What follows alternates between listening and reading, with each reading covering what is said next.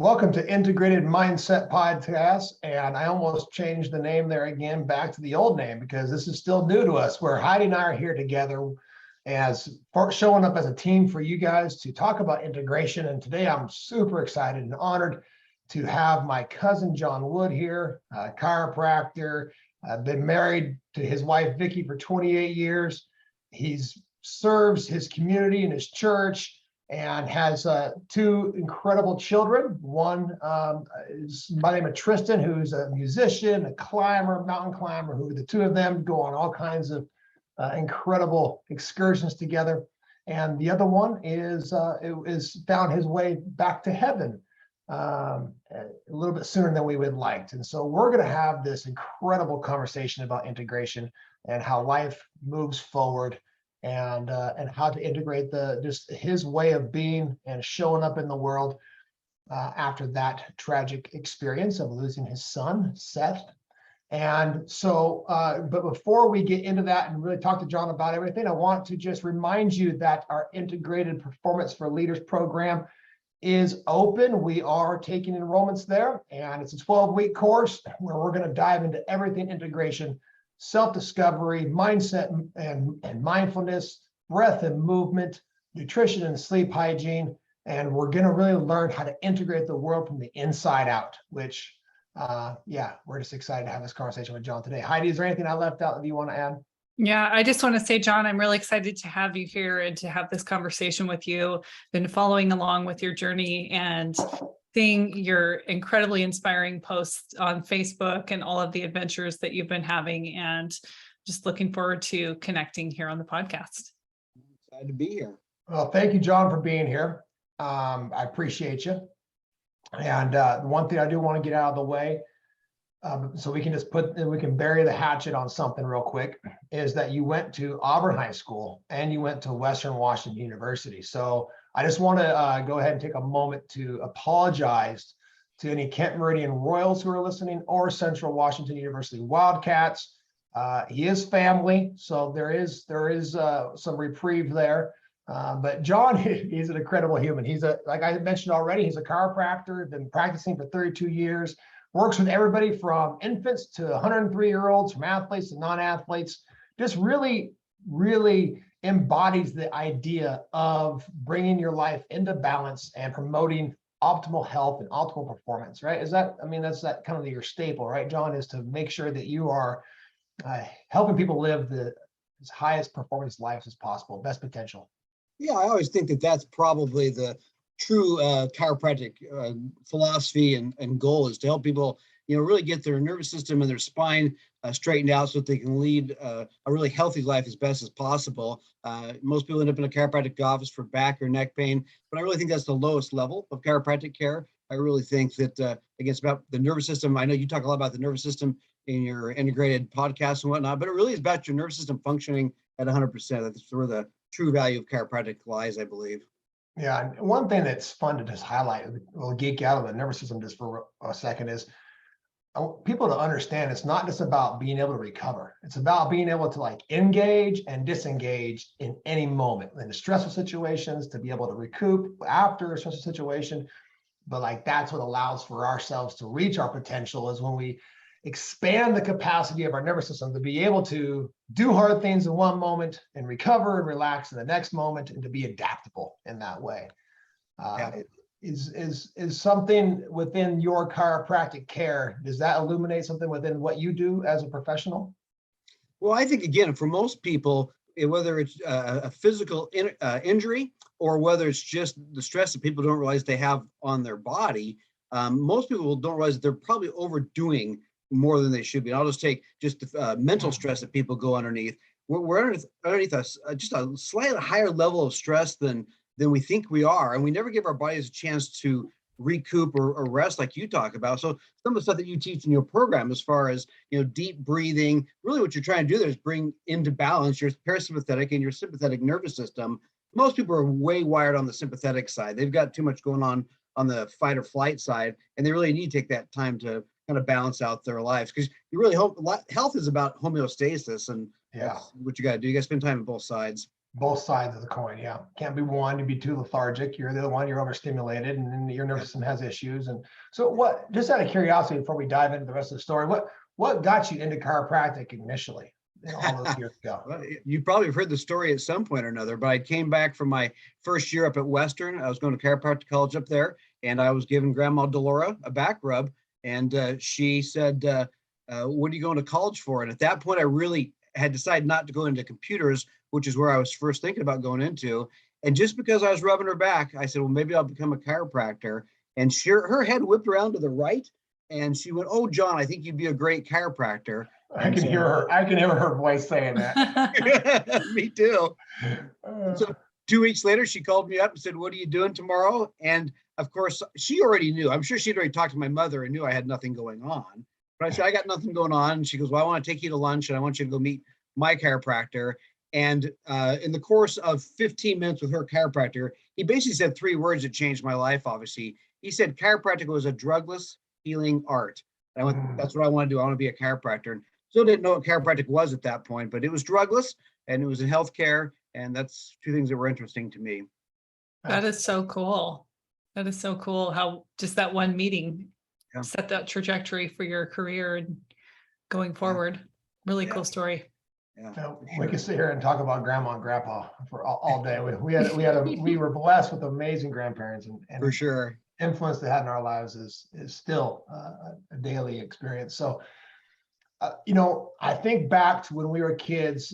You were so much older than I was, but I remember watching you compete at a very young age. I remember watching you run cross country.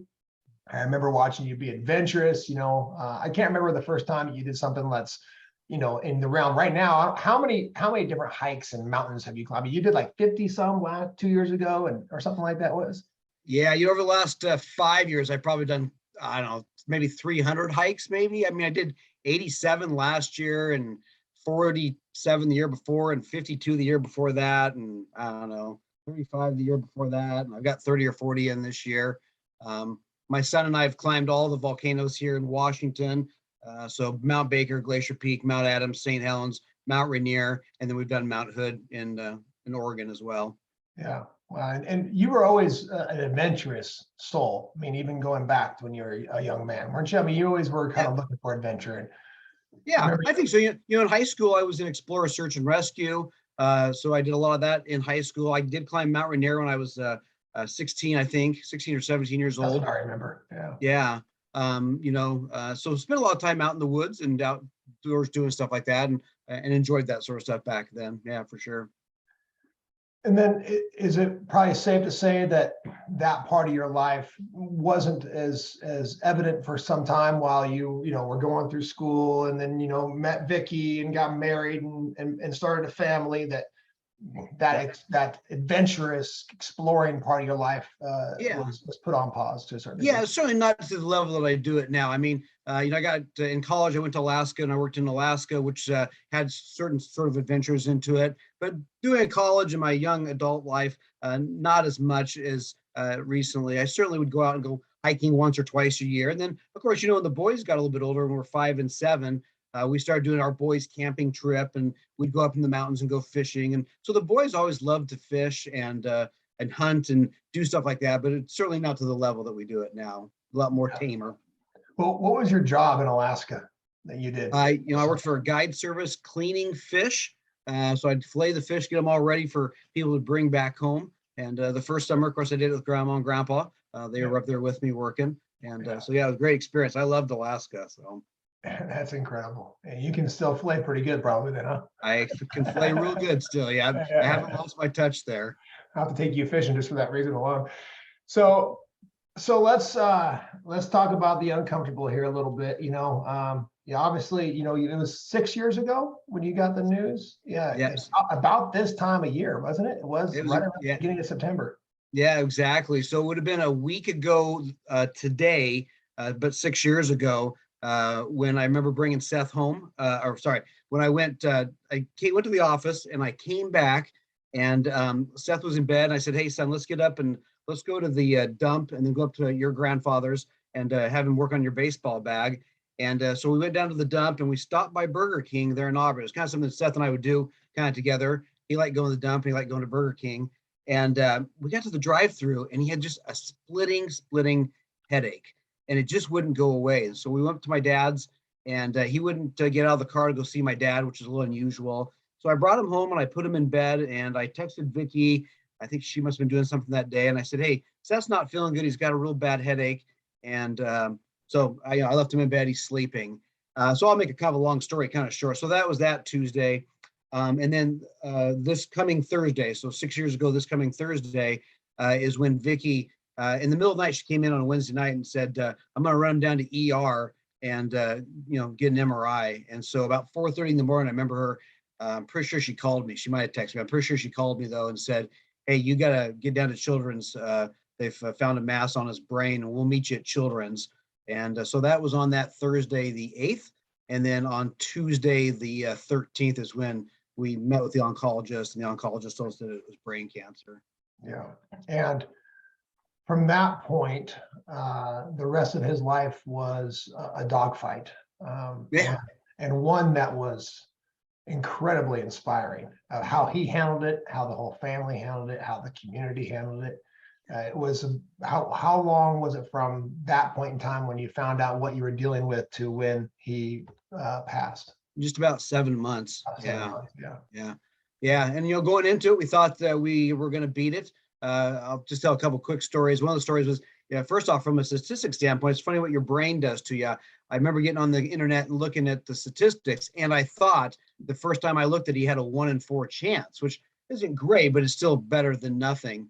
And then in December, early January, it spread to his spine.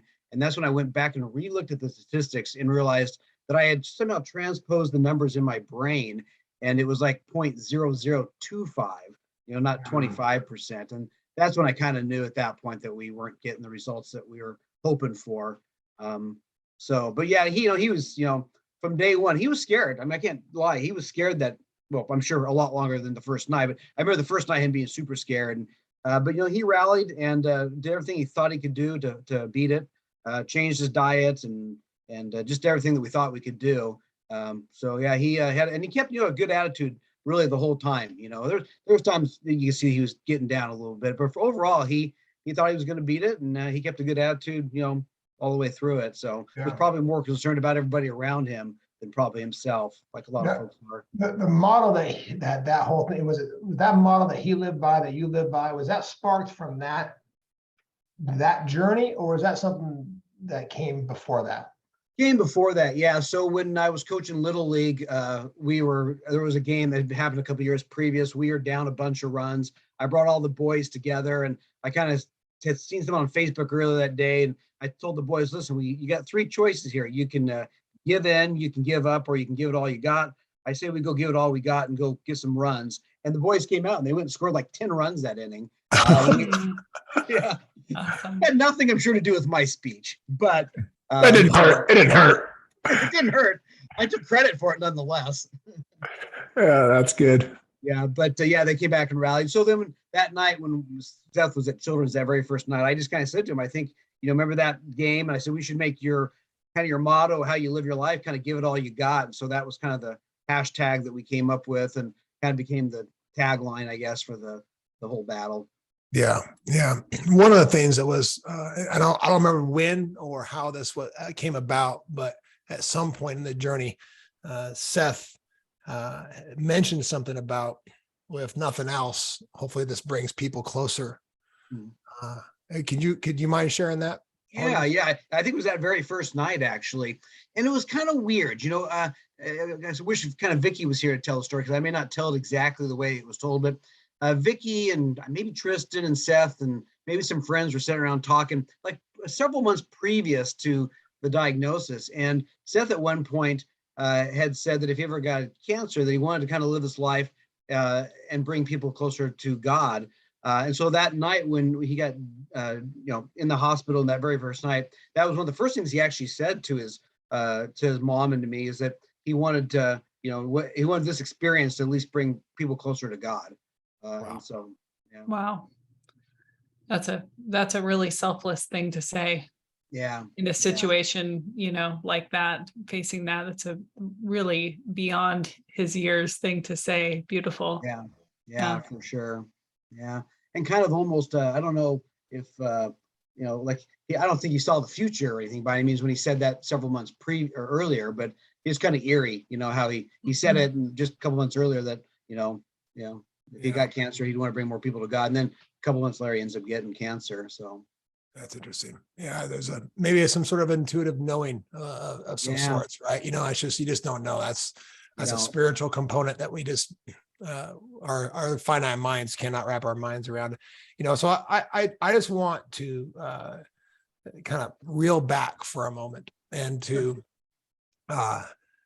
first acknowledge before this diagnosis and this fight, Seth was infectious.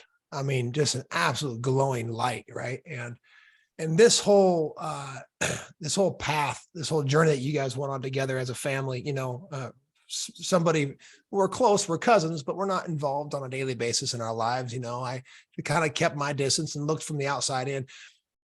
Before we hopped on this recording to record this podcast, I reflected for a moment, and I'm not sure if anything else I've witnessed in my life, from Seth fighting to you handling the scenario, being a father, being a leader, and continuously then being a father and a husband after everything transpired. I know that I have never learned more from individuals in my life. And this is how we learn, right? Is by watching others. And so, just want to acknowledge that it's so important how we just keep going, right? We just keep going. And so after Seth has passed, you became, and what I saw was, number one, you just instantly showed strength that I couldn't even fathom, even just at his service. But then beyond that, you started this reignitement of your adventurous soul in a way. That's at least what it looked like from the outside. I'm putting words in your mouth, but tell me about that process of the years after, short time after, then the years after, and how it's led to this lifestyle that now is really inspiring, incredibly inspiring. Well, it's generous for you to say all that. And of course, we may go different tangents here, different ways here, but first off, everything everybody saw on Facebook was, of course, the highlight reel, Sure. Right. Like it is. Yeah. And all the hard work and the difficult times were usually, on the background by all means. But, when we knew Seth wasn't going to make it, I started to kind of mull over, what life would look like after he passed away. And one of the things was how to heal myself, and to get over it. So even before he passed, I knew that I'd get back into hiking. For some reason, my innate just said to me, you need to get back up into the mountains and get back into the woods and probably grieve there. And so it might have been the day or two after he passed, a good friend of mine, he's a preacher here in the area, took me hiking. He was a good hiking buddy of mine. And then from there, I just started doing a lot of hiking. And for me, it was just, going up hills. Everything around here seems to have 3,000 or 4,000 feet of elevation gain over 3 or 4 miles. And so I would just go up and I would cry and I'd go until my legs hurt, my lungs hurt. And then I'd come back down. And that's just kind of how I kind of worked off the grief, especially that first summer, that first 6 months. Luckily, we had a Seth's Little League coach got a hold of us. He saw on Facebook that I was doing a lot of hiking. And so he reached out to us and said, hey, you should go climb Mount Rainier. And kind of the backstory to that, and I'll share real quick, is that when the kids were, again, pretty early, 4 and 6 maybe, I had taken them up to Mount Rainier area. And the boys had asked if I'd ever climbed it. And I said that I would, that I had climbed it back in high school. And they asked if we could all climb it at some point. I said, yeah, when you guys get big enough and strong enough, we'll climb it together. And so every summer they would ask me when we were going to climb it. And I'd say, when you guys get big enough and strong enough. And I remember that August before Seth got diagnosed, I remember Seth specifically asking me, we were up by Natchez and the mountain was big and glorious. And he said, Dad, when are we going to climb it? And I said, son, we'll climb it next year. I said, you'll be the same age I was when I climbed it. And son of a gun, a month later, he was diagnosed. And so, yeah, the Little League coach got a hold of us and I told him that story. And so he found another friend, and the two of them took Tristen and I up Mount Rainier, and we were able to spread Seth's ashes on the top that summer. And so that was kind of the beginning of getting back into the hiking and the adventuring and whatnot. So. Do you have anything that you wanted to? No, it's just beautiful that he still got to make the trip with you. Yeah. You know, it's not in the way that you had hoped for, but just really beautiful that you were able to have that tribute to him. Yeah. You know, and I think we've carried him to the top of the mountains we've done. I mean, I think he's been to all top, Hood, and all the rest of them. So he just kind of something we got to. And of course, really, listen, I would probably stick to the lower land trails. It's easier. It's not as scary. I'm old. You got a fearless Tristen son there. Yeah. Yeah. But Tristen really wanted to do, first we did Rainier. Then he wanted to do St. Helens. Then he wanted to do Adams. And then all of a sudden, he wanted to do all of them. Then he got into rock climbing. So we've done some rock climbing, which is certainly for me, I don't like being on exposed ledges with hundreds, if not thousands of feet below us. That's not really my favorite thing in the world to do, but I do enjoy doing it sometimes if it's relatively safe. I bet your wife's not super thrilled about you guys being out on those edges either, right? I don't think she's super, but she also, realizes that life can happen and not happen all in an instant. I mean, through what we've been through. And so she also realized it's just as dangerous riding in a car to the mountain potentially as it is being on the mountain. So yeah, such a good point. So a couple of different directions here in my mind. Number one, you said something that you began to understand that this was going to take a process of healing yourself. Yeah. And the mountains was this place, this sanctuary that you use to process grief, and it makes me think about just even the simple component that we've learned in our program about when we take in information, if we don't do something with it, like we watch the news, let's say, right? And we don't somehow either with the information we're getting, we don't either go out and make a difference somehow. We don't have a good conversation that turns into some sort of action. If we just allow for things to come into our awareness and like just sit there, it becomes this built up kinetic energy that then turns into frustration and anxiety and depression and all these things. And so I'm making this correlation into processing the grief, to live with the grief, to integrate the grief really into your life in a way to like, you're going to take Seth with you. We're still going to go on these adventures. Here we go. Right. And to allow for yourself to push yourself to a place where you have this transmuting experience where your legs are burned, your lungs are burned, and you bring yourself probably to a place of breaking down. It's probably not pretty. But that part of it was a continuation in my mind of giving it all you got, right? Like you had to give it all you got to heal so you could continue to live like a quality of life, right? That you knew that Seth would want you to have. Yeah. Yeah.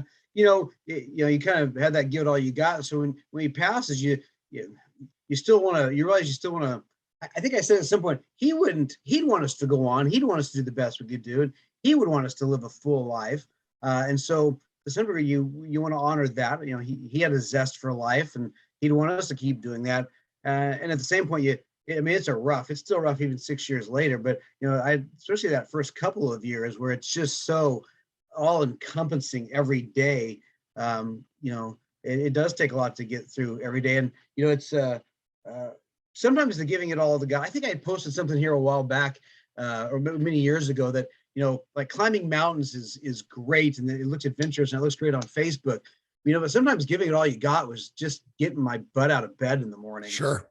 I mean, that was the best I could do on some days, and, going to the office and just, trying to make it through a day. And so, I think I posted one time on Facebook, giving it all you got sometimes just means, getting up and going, like I think you mentioned, just taking that next step forward, even though it might just be getting out of bed and walking downstairs.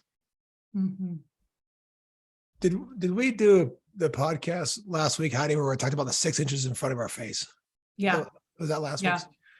So it comes out tomorrow or something? Yeah. Mm-hmm. That just, one of the things that I think that we overlook in life in general is being able to just this two different paradigms, like to be where you are, like fully, complete acceptance, right? Compassion. If you don't just allow for yourself to be in the grief, then it's going to continue to persist, right? At a deeper and more profound level. And so, like, sometimes whether you're overcoming grief or whether you're trying to accomplish something, sometimes it's just like being okay with the fact that today the best I got is the fact that I got up.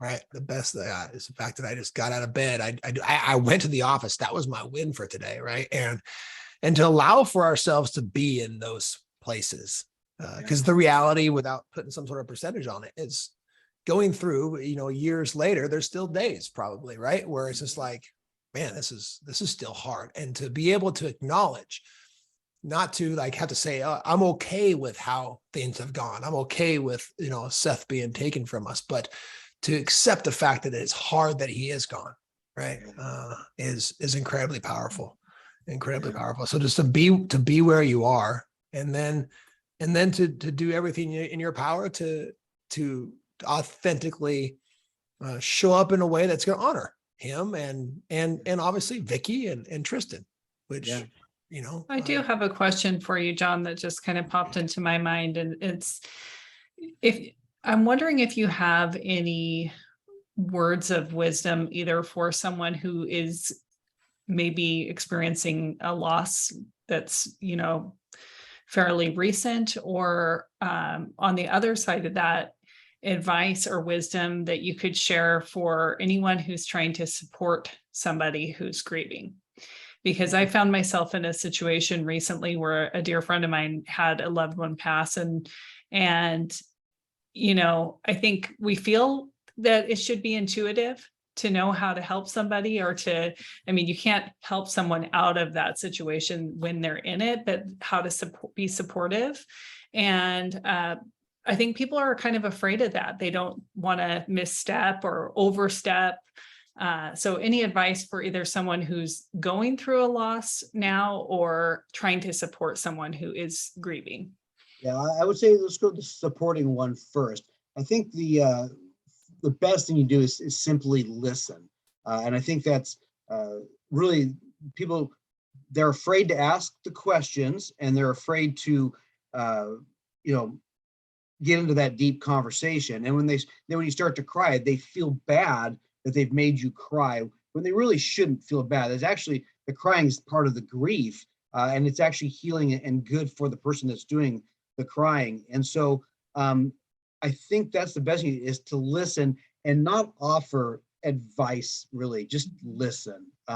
So many times you'd have people, and they meant good things by it. And I've even done it since Seth has passed. I've tried to catch myself not doing it, but I try not to do it. But something like, oh, I know how you feel. My grandmother, my dad, my dog. I heard when I was right after my dog died, I know how you feel. I'm like, it's a little bit different between my dog, your dog, and my son, sort of thing, So really and I'll just use, again, because what I'm familiar with, which is the loss of a child, there is nothing like the loss of a child.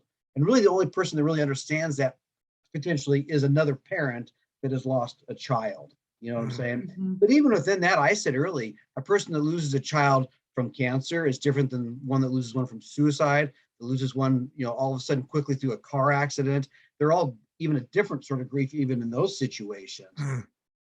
I think, at least that's my impression.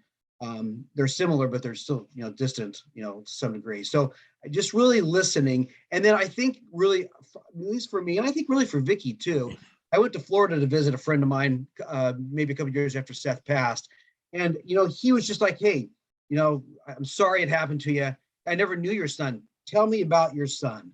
And I was just like, man, this is somebody that's willing to engage in that conversation, knowing full well that I might cry, but generally was interested in hearing about my son, because as a grieving parent, you want to talk about your kid. I still talk about him every day, even now. And so I think listening and then just asking to hear stories about whoever that lost person is probably good, solid advice. I have a friend who lost her daughter at a young age, and she told me, she said, you're never going to remind the person that their loved one is gone. Yeah. they know that. So what advice would you have for somebody who's just kind of freshly going through something right now? On that way, I'd say definitely get a good support team around you. You got to find people who have the right energy. And it is weird who has the right energy and who doesn't have the right energy. It was shocking it wasn't shocking. It was interesting, I guess, which friends fell to the wayside that didn't have that energy to help us through the process, and which ones came in. And so getting a support group that you trust and can help you through that, and not feeling bad if you have to make some decisions on who stays in your life, who doesn't stay in your life, because your circle does get small about who you can let into that, because you only have so much bandwidth. I said early on, you only got so much bandwidth for what's going on. You're grieving so much. It's just a certain amount of people you can handle. And then the other thing too is I would tell people, there's a term in the hiking community. It says hike your own hike, and grieve your own grief. I mean, I grieve differently than Vicky did. Vicky grieved differently than Tristen did. We all grieve differently. And however you grieve is probably how you're supposed to grieve, and don't judge yourself or judge other people. So don't judge yourself first. That's really important. It's like a yogi staying on his mat, right? As we say, like, don't try to do somebody else's yoga practice, right? That's a very important component. Is we can learn from others, but we start to compare ourselves to others. And then judge ourselves because we're having this experience.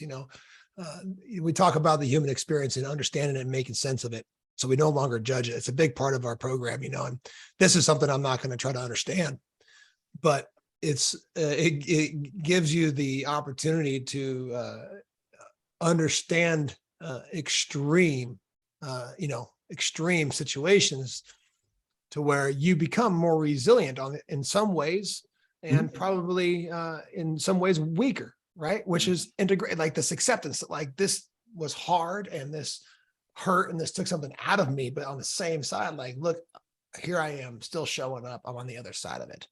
I remember my pastor, it was maybe a year after Seth passed, and I know the purpose of the sermon was different, but at one point he says, the trials and tribulations you have now are preparing you for stuff that's going to come in the future.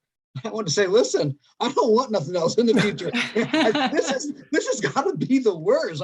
I don't want the next trial or tribulation. I'm good. And I didn't know what he meant by the sermon, but at that point in my life, I was like, no more. I don't need no more. We are preparing for something, but you don't want to have to imagine that your last experience of something like that is going to prepare you for the next one. That's going to be somehow, what's worse? There isn't. And I think that's what kind of captured your, when you called me the other day about doing the podcast with you, is that post that I put on Facebook, which is, could I weather another storm? I think I could. I think I've been made stronger to handle things in my life, but at the same point, what would it would knock me down, and what could I maybe not come back from? So do you mind illustrating that post for me? Yeah. So a couple of years ago, 3 years ago, I was up on a trail, and I was just in I don't know, really, I would say bad place. That's not the right word. I was in just a sad place and just kind of tired. I was tired physically and mentally. That's what it was. And so I did this trail, and you go up through a forest fire, and I was really grieving hard that day. And as I went through the forest fire, and then I finally broke up into the top, where finally nature was starting to come back out of the fire. It made me realize that's what grief had been. This fire had come in and it swept through our lives, and it just had taken so much to survive the fire. But I could see the new growth coming up. And even though no matter how much new trees and new growth came up, if you were to dig down far enough, you would still find a scar of the fire. So it was a very deep and spiritual day for me that day. And so I do that hike once a year. I always do it by myself. And so this year I went up, and it was still as deep and meaningful as I worked my way through the trail up through the forest fire area, and then up to the area where nature was coming back.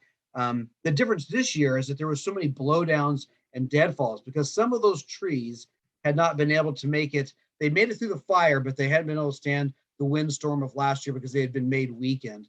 And that was kind of the thing I posted on Facebook is, which tree am I? Am I a tree that's going to make it through another storm, or have I been weakened because of a fire and a storm years previous, it would not allow me to make it through. And so that was kind of what the gist of the post. Yeah.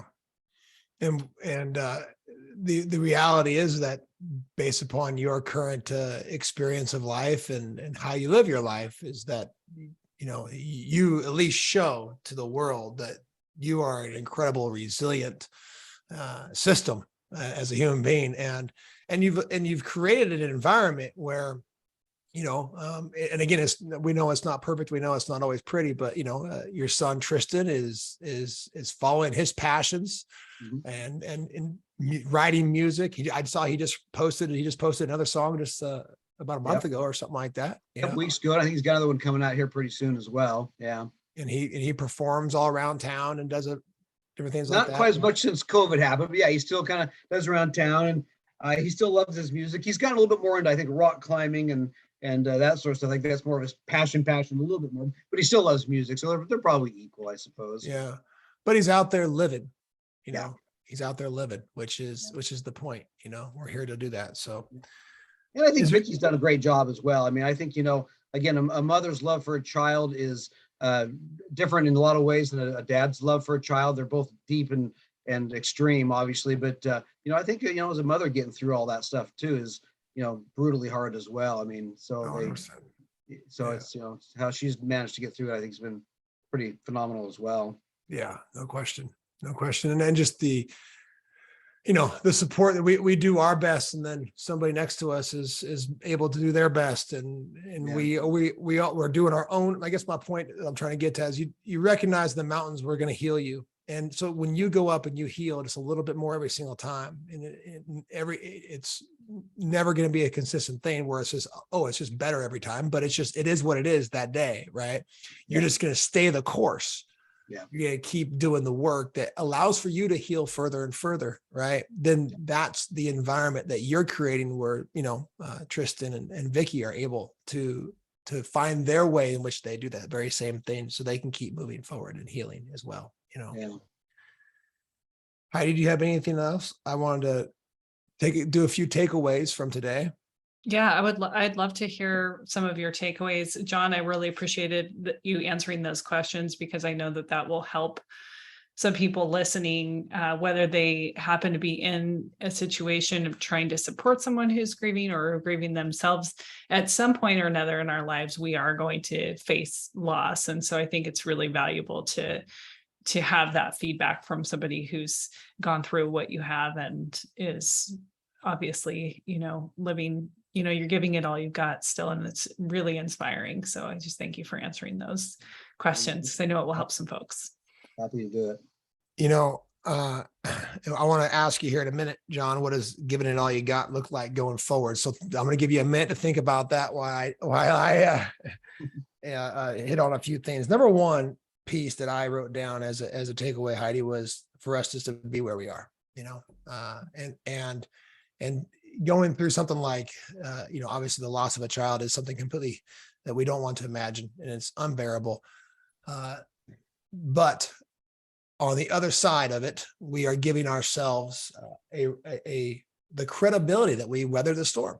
Like John was talking about in his story and his Facebook post is, that he's still standing. He's still here. He's still showing up for his family, for himself, still, doing whatever it takes to give it all he's got to live a full life. And the scars are always going to be there, but he continues to forge ahead, which is living with the acceptance of the circumstance. Right. And so incredibly inspiring, John. I'm just glad I made it through without getting emotional today. So I'm grateful for that. But just how you're living, how you support your family, how you continue to show up. I know it's not always pretty, but on the outside looking in, it's incredibly inspiring. And just as a leader, our motto is to don't tell them, show them. Right. And so, that's exactly what you're doing. You completely 100% are someone who lives with that integrity and authenticity to say, I'm not going to try to tell you how to be, but I'm going to show you. And here I go, so what does that look like? You mentioned that you've hiked all these different mountains and done Rainier this last summer. Was it just even a month ago? I think it was. You guys did Rainier in one day, right? From all the way from basically the parking lot to the peak and back down, right? Usually that's Yeah. a 2 or 3 day adventure, isn't it? Yeah, most people go about halfway up and they'll spend a day and rest and acclimate a little bit and then go to the top and come back down. But again, Tristen, he has these big ideas, and so he wanted to do it in a day, and I agreed to do it with him for a day. And so yeah, it was a good adventure. So You're it was not a full spring hard. chicken anymore either. I'm not a spring chicken yet. I'm carrying a little extra around the midsection too. So what's up front? What's next for you? What are you excited about? Do you have anything coming up where you're saying, hey, this is going to be how we're going to continue to give it all we got? You have any big adventures coming up, or just even a relaxing vacation as a family, or what is it that you have coming up for you? Well, I think probably on the adventure list that Tristan and I keep talking about, we were going to think about doing this year's, we'd like to go down and maybe to Ecuador and do Cotopaxi and Chimborazo. They're two relatively good sized mountains down there. After I did Rainier in a day, I wasn't so sure I really wanted to do those two, but I think it'd be fun to be able to say that I got up on a 20,000, meter, or sorry, 20,000 foot peak. The Mount Rainier is 14,410. So it'd be nice to say I got over 20,000 feet. I think that'd be kind of a cool thing to say. So we've talked about doing it this year, couldn't do it this year. So maybe next year we might do it. We've got a family vacation to Cancun here in a month. That's going to be kind of fun, obviously, to get away. And, Nice. Yeah. So, yeah. Awesome. Well, thank you so much for your time, John. I appreciate it. And just for being you. So Well, thanks for having me on. When you invited me, I'm always willing to do these sort of things, but I kind of said, what the heck do I got to say it's of any value to anybody out there? So hopefully your podcast listeners enjoy it and at least get something out of it. Well, there's an immeasurable amount of value in this conversation. And, for anybody who doesn't know, that our whole platform here is one where we only have people on who have impacted our lives. We don't have people outside of our circle. Really, it's mentors, it's coaches, it's spiritual leaders, it's people who we can look at and be like, wow, that they're shining the light that we're following. And that's our work to do. So when I saw that post that you made, was it last week or whenever it was, I was like, oh man, that's gold. I would love to have John on to talk about that. And so, we just want to thank you for being one of those people in our lives that we look up to, that's shining the light, that's showing the way, and that's showing us rather than telling us. So thank you. Well, again, thanks for having me on. Some of the stuff that you guys teach in your program is I've been doing a lot of it. I kind of got into meditation before Seth got sick, and then I kind of dropped it a little bit during the whole battle to some degree. But the deep breathing, I did the breathing class you guys did here a while back, and incorporating some of the stuff has been powerful for me as well. I mean, just those basic stuff that people ought to get back to, which is silence in their life and meditation and thinking and exercise. I mean, those are all things that are core to health, mental and physical. And so, yeah, it's you're putting out some great stuff there. I'm looking forward to your guys' future. Yeah, thank you, John. Thank you.